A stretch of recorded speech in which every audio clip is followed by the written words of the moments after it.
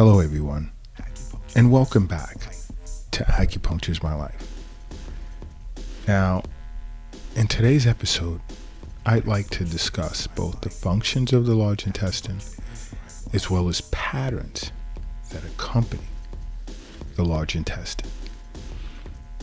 Whereas when the large intestine falls into a certain disorder or begins to not function properly, I want to go over a few causes of that, but first we'll get into discussing its functions, which isn't many, because the large intestine basically has two functions.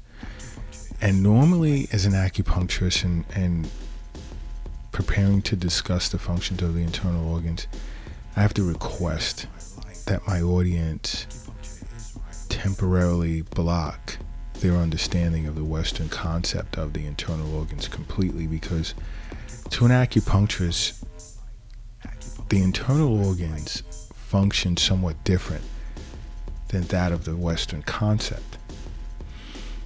Because a lot of, well, I won't even say a lot, but in treating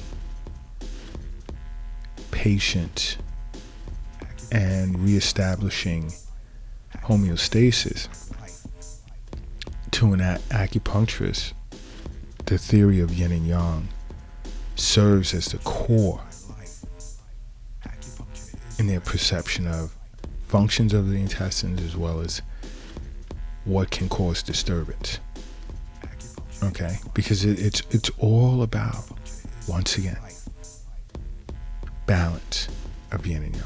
You see, yin is cold, yang is hot, and when they're balanced, there's normal body temperature. Your body is well regulated at a point where it can heal itself. But when the yin aspect falls out of line or creates an imbalance, or the yang aspect even falls out of line or creates an imbalance, disease or disorder usually ensues. So to some extent, there's not much of a difference in the functions of the internal organs, but there just is. And I enjoy expressing the functions of each internal organ so that you can gain an understanding as to how things work, how an acupuncturist views and diagnoses a patient. Now, and also keep in mind, and I say this over and over, an acupuncturist understands a person's constitution is unique. No other person's constitution is the exact same, not even your parents or your children or even your siblings. And I won't say with the laws of nature being stifled or disrupted, but I'll say this. Before the advent of medicine, so to speak, humans understood this. Nature educated them to this fact.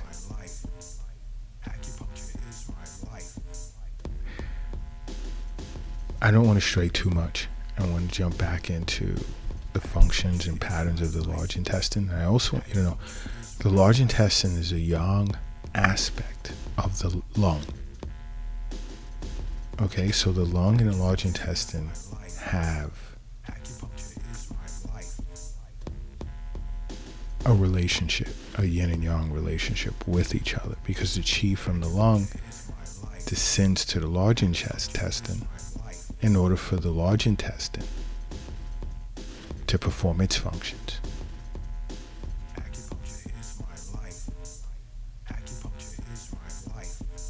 Now, those functions there are two main functions of the large intestine. And they do, in some sense, appear similar to the functions in Western medicine. But I will say this, many of the functions of the large intestine from a Western medicine perspective are very similar to many of the functions of the spleen and liver from an acupuncturist perspective. Now, if I lost you with that statement, after listening to this episode, go back and listen to the functions of the spleen and the functions of the liver, or better yet, you can even go to the Acupuncture is My Life YouTube channel to get a real in-depth understanding of the functions of the spleen, the functions of the liver, and how it's similar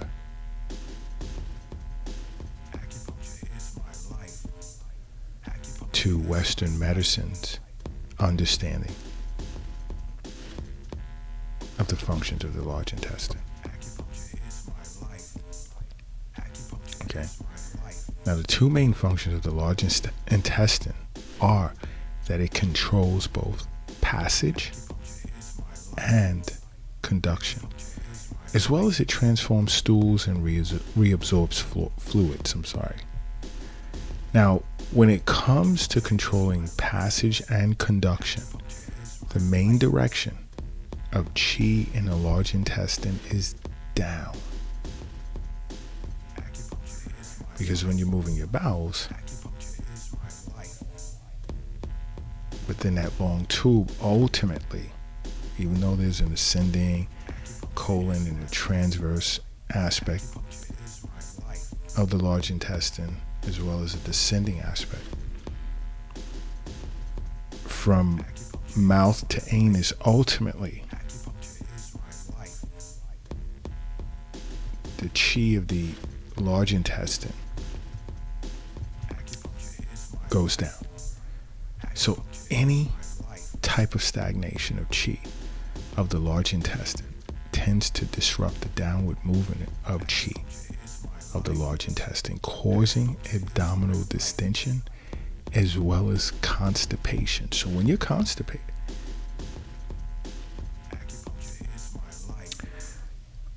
an acupuncturist would understand that there's some form of stagnation of chi in the large intestine.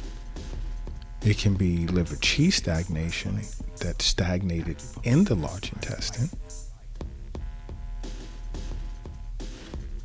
or it can be chi stagnation of the large intestine. This is why I said, go back and listen to the functions of the liver, or watch it on the YouTube channel. It'll begin to connect. Now, when it comes to transforming stools and reabsorbing fluids, the large intestine is responsible for the final transformation process of forming stools from digested foods, which is then excreted from the body. Now, you see, the large intestine reabsorbs some of the fluids from the stools that are formed, but the right amount must be reabsorbed. Because if the wrong amount is reabsorbed, there'll be problems. Let's say, for instance, too much fluids are reabsorbed from your stool. This can lead to constipation, which can then create a myriad of other issues. Because when you become constipated, there are individuals who don't move their bowels for, let's say, 4 days, 6 days. These toxins that are building up as a result of sitting there, because you have to keep in mind, what goes in must come out. So what you're eating must eventually come out. And if you're not moving your bowels, and you know what, I'll be. You should move your bowels 3 times a day. If you're eating 3 meals a day, you should move your bowels 3 times a day. Many individuals move their bowels twice a day. Okay, fine. A lot has to do with quantity at that point.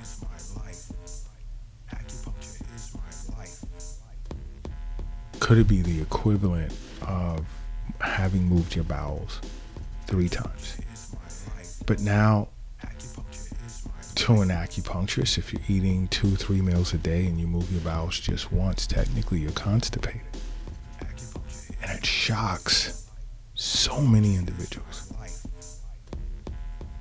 So many individuals.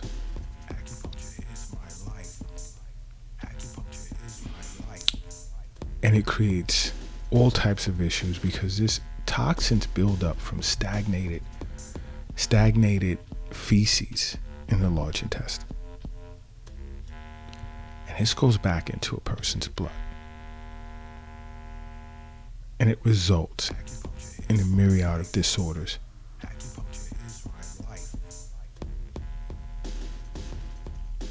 So this is part why I say, if the right amount of fluids are not reabsorbed, it can lead to problems. Now, if too little fluids are reabsorbed, this can result in loose stools or even diarrhea. Which can be a problem as well because excessive diarrhea can dehydrate you. You can lose electrolytes as a result. Now you have heart problems. Now you can have heart problems if you're releasing too much in the way of electrolytes. But other problems can come. You can become dehydrated.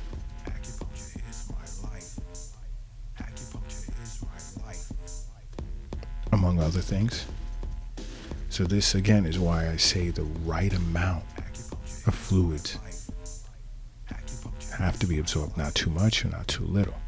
But those are the 2 main functions of the large intestine.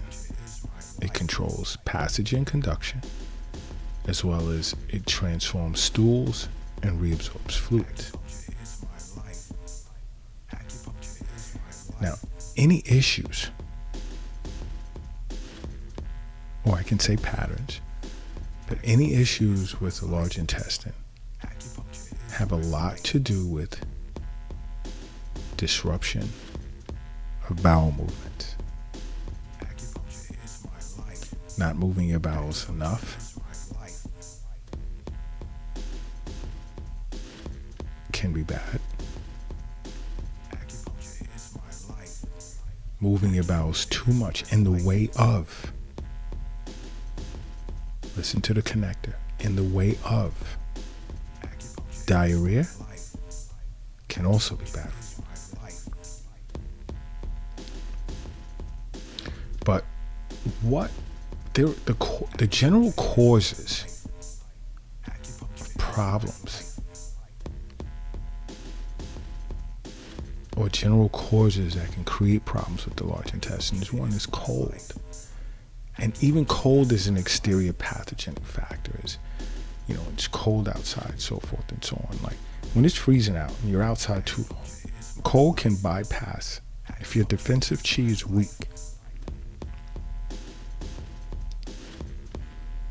and here's another form of chi that's derived from postnatal or post-heaven chi. This is why, again, I say spleen and stomach is responsible for all other aspects of chi within the body. Now here is defensive chi. Because if your defensive chi is strong, it's hard for you to get sick. It's hard for exterior pathogenic factors to affect the body, pierce the exterior layers, and affect the internal aspect and cause problems. Now, at worst, if your defensive chi is strong, when it comes to exterior pathogenic factors, it may cause a temporary fever, which is part of defense mechanisms, because the body will bring body fluids to the exterior level, cause you to sweat, push the pathogens off of the exterior level. This is what defensive chi does. This is why you sweat, you get fevers. It's not always good to suppress a fever because your body's fighting against an exterior pathogenic factor. But now, when it comes to the large intestine, it can be affected by cold if your wei chi, your defensive chi, is weak. Being exposed to this cold, let's say over a long period of time, and especially if it's accompanied by inadequate clothing.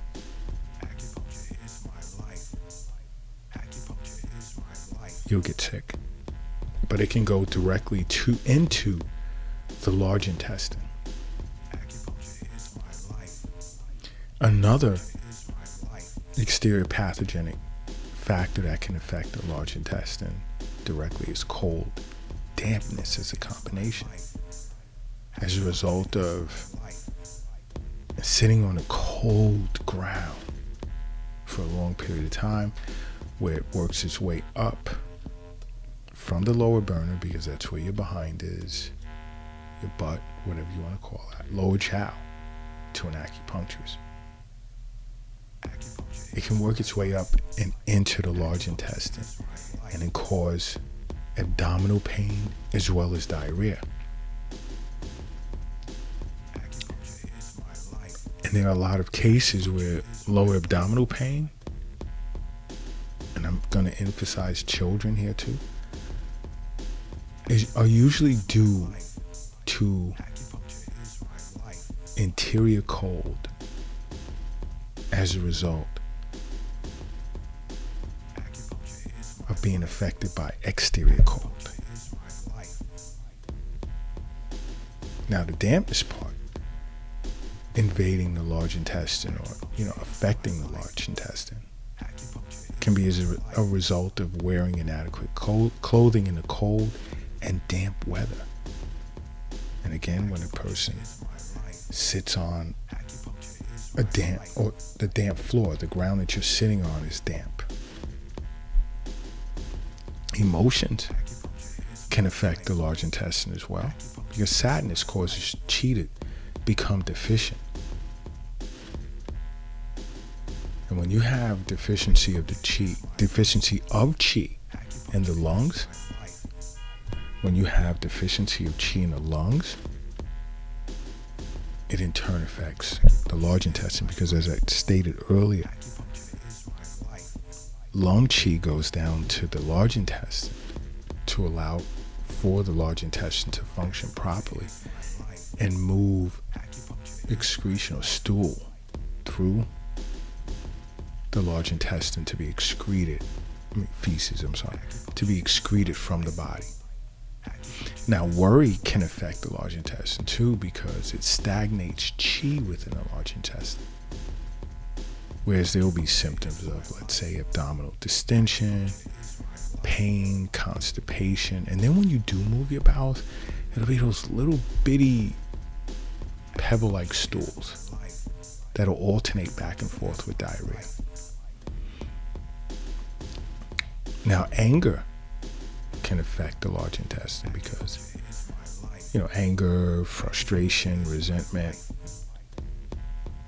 causes chi to stagnate.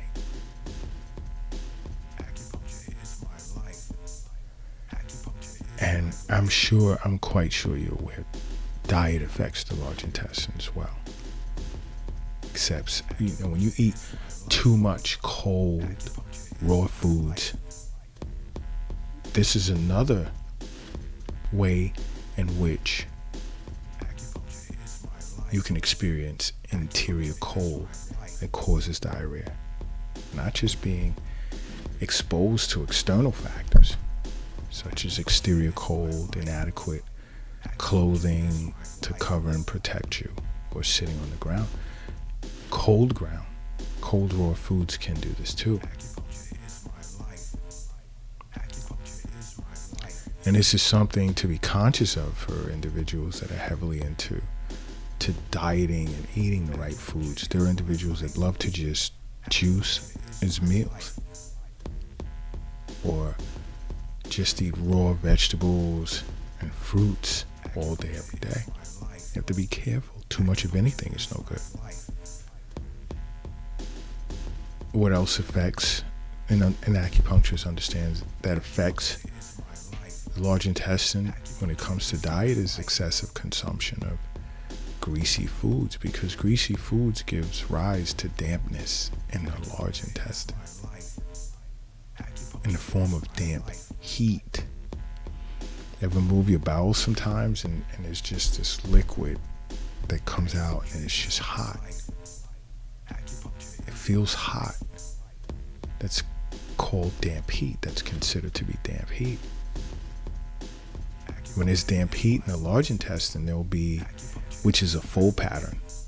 You have full patterns and you have empty patterns when it comes to large intestine disorders. But damp heat in the large intestine is considered a full pattern because there will be abdominal pain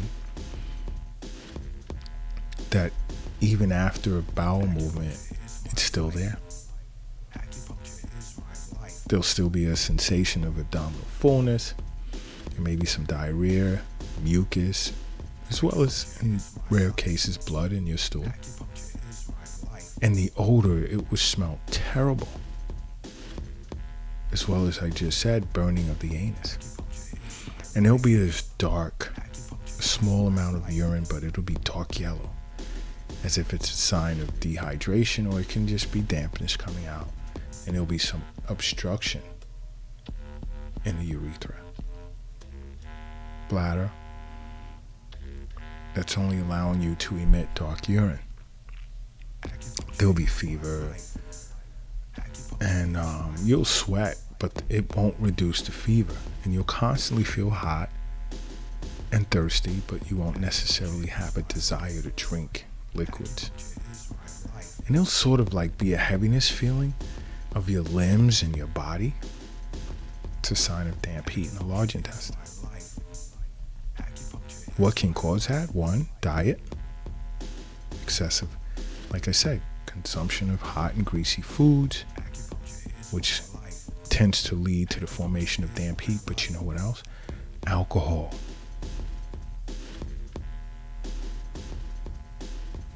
Can serve as a cause of this pattern as well, because you have individuals who drink alcohol every day, and there will be those days where it's in excess, and it's not good. Everything in moderation, although I don't agree with drinking alcohol. Okay, we're all human. Super special occasions is fine. Try and replace it with tea. Quality, good tea, organic tea. But what else can cause damp heat in the large intestine? Emotional strain, issues with anxiety, worry, over an extended period of time can cause interior heat. You see,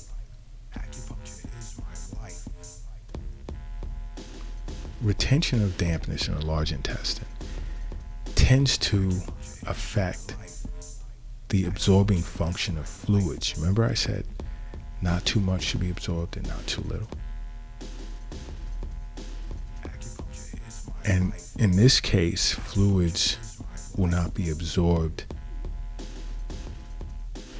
in its appropriate amount or necessary amount, and diarrhea will result, and there'll be mucus in the stools, which again is indicative of dampness. Whenever you have mucus in your stools, to an acupuncturist, that's a sign of dampness, and we speak about this extensively on the Acupuncture My Life YouTube channel.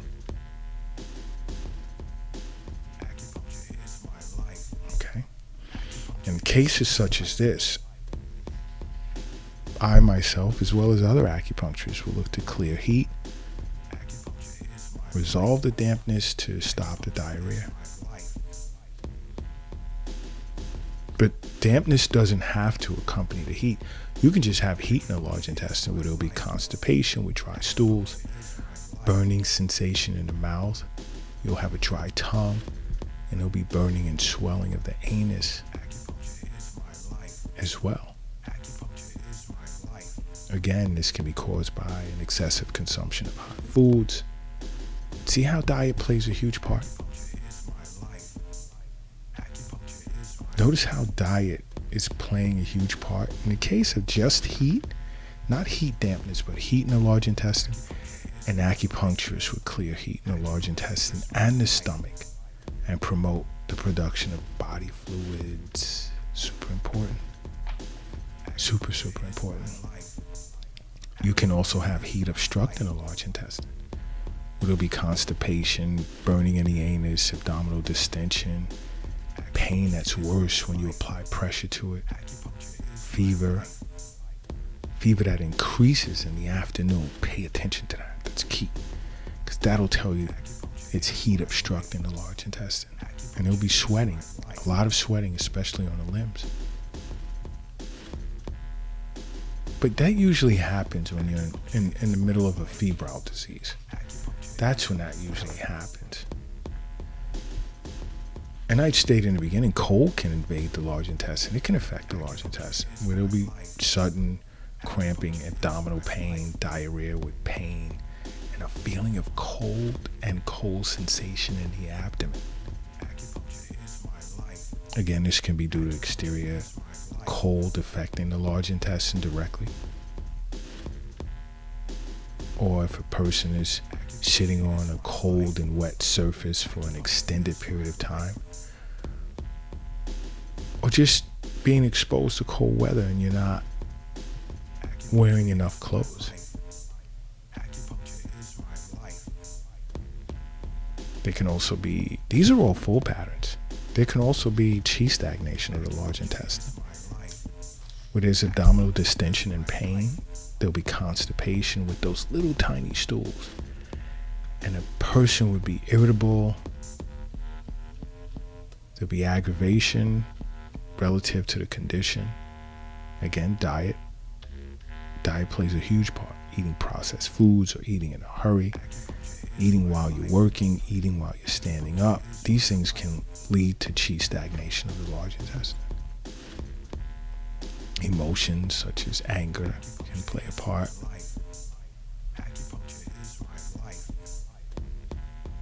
An acupuncturist, or I myself, can look to move chi of the large intestine.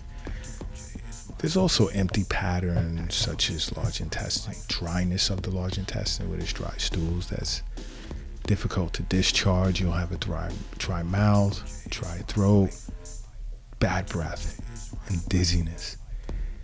That's a sign of dryness in the large intestine. There are several empty patterns that are tied to the large intestine. I'll say even another one's collapse of the large intestine, where there's chronic diarrhea, prolapse of the ani, hemorrhoids, tiredness after bowel movements, cold limbs. You won't have an appetite. You'll feel mentally exhausted, and you'll only desire to drink warm liquids and even rub your abdomen. You experience those symptoms. Those are what an acupuncturist would call collapse of the large intestine. It's another empty pattern. See, once you get to fully understand how the internal organs function, what can affect the internal organs, you'll be able to connect that with when I discuss diseases from a Western medicine concept as to how it's to be interpreted. And you'd know what symptoms to look out for. And you would look to see an acupuncturist because you should see an acupuncturist on a regular basis. And I say this all the time. Regular wellness visits and your annual visit with your physician, you remove a lot of concern for health issues. You really do. This is why I'm always saying to you, you must make acupuncture a part of your life. Because acupuncture is my life. What's yours?